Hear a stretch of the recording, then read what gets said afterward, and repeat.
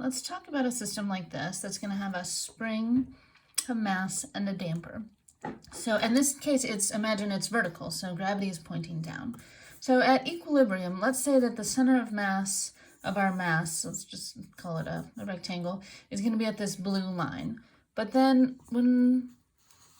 before we cause a vibration, we're going to displace that. So we're going to start vibration happening by pushing, for example, down on this mass. And that stretches out the spring, and that compresses this damper a little bit. So there's like this piston that's sliding in this reservoir of oil or something. And so then at some time, we can represent the state of the system with some variable x, right? So at some time, it's going to be x, the block will have moved x away from its equilibrium position, right? And so x is going to be changing all the time as it kind of bounces up and down. And if it's underdamped, it's going to bounce for a long time. But in this case, they're asking us to find when it's critically damped. So it's going to kind of, maybe if we pull out from here, it'll kind of slowly decrease back to that x without a lot of bouncing, without really the fastest decrease possible. All right. So, of course, we solve this by doing a free body diagram.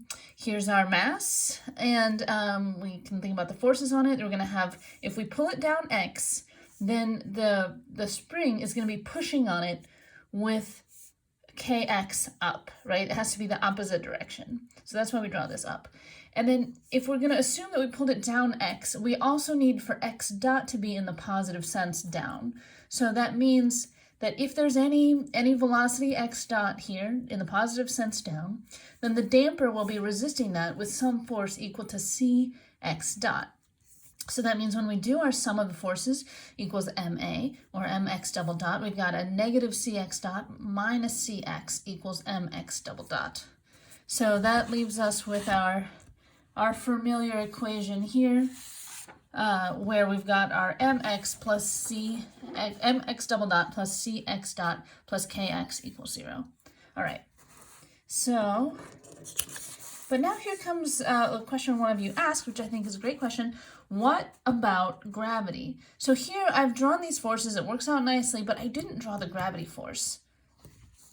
So really what we're saying is that there should be some gravity force, mg, that's on this body.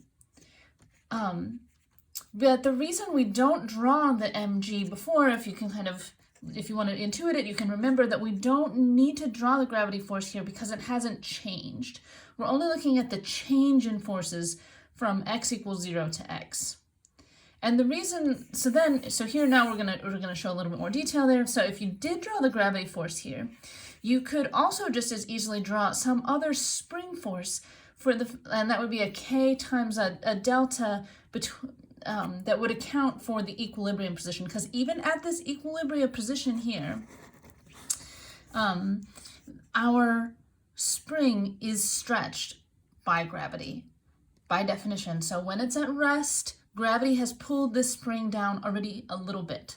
It's because if you think about, like, okay, if you've got a spring out of a catalog and you have this pile of springs, right? You start it out and it's all squished together, and then when you first put the weight on it, that spring is going to extend a little bit because of the weight. And by definition, that extension, also called the static deflection or deformation, here we have this little delta, that you can calculate what that should be because you know that at equilibrium, the force equals ma, but a is equal to 0, so at equilibrium the sum of the forces equals 0. So you can calculate that this k delta is going to have to be equal and opposite to mg.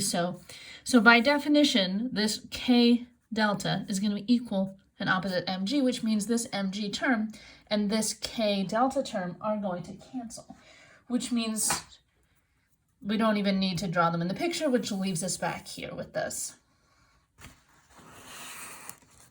All right, so let's finish this problem, which is asking what is C for critical damping.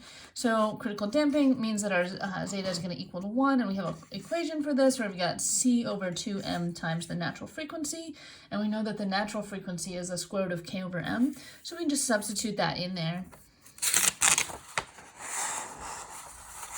and then solve for whatever c is, because in this particular problem they give us an m and a k. But what I want you to notice here is that that the damping and the natural frequency are both independent of gravity. So there's no gravity in this equation. So even if you were on the moon where gravity is less, or if you're on Jupiter where gravity is more, like, it doesn't matter what that actual gravity term is for this type of problem, because the gravity force isn't changed by our state variable x.